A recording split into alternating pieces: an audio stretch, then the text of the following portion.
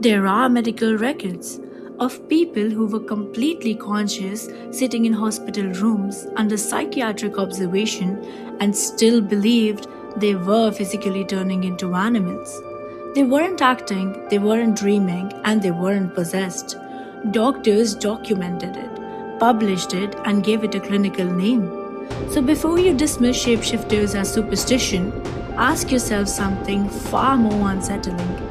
If the brain can make someone believe they are no longer human, what does that say about how real our reality actually is? The phenomena is called clinical lycanthropy. It's rare, but it is medically recorded.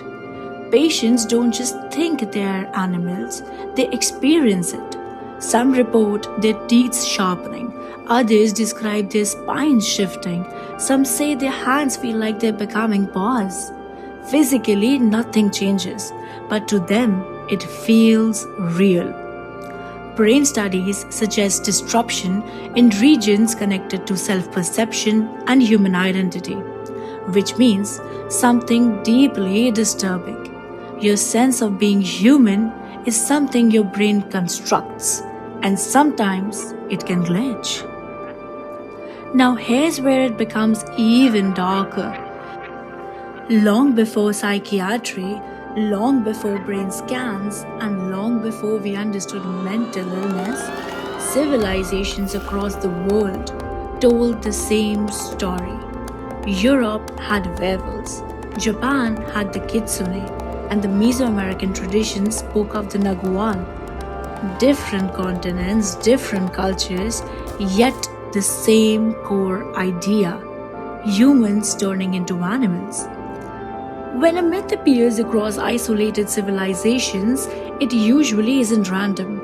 It reflects something fundamental about being human: fear of losing control, fear of instinct overpowering reason, fear that beneath civilization there's something wilder. In earlier centuries, people didn't have neuroscience. If someone howled, crawled, or claimed transformation, the explanation wasn't psychology. It was magic, curses, and demons. Shapeshifters weren't created out of imaginations.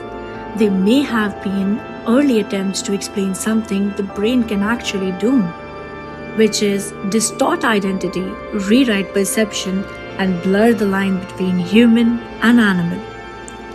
And yet there's another layer most people never consider. Even today, our brains are constantly rewriting what we think is our reality. Hallucinations, delusions, disassociation, they aren't just clinical terms. They are windows into how fragile our sense of self really is. Think about dreams. Sometimes they feel more real than reality. Memories aren't perfect, they're reconstructed. Our perception of our own body, our own mind is not fixed. Which brings us back to the myths. Why did ancient people describe shapeshifters with such vivid detail?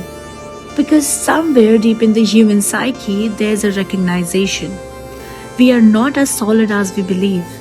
Our instincts, our fears, our animal impulses, they're always there, just beneath the surface. Civilizations warned us about what happens when the impulses takes over.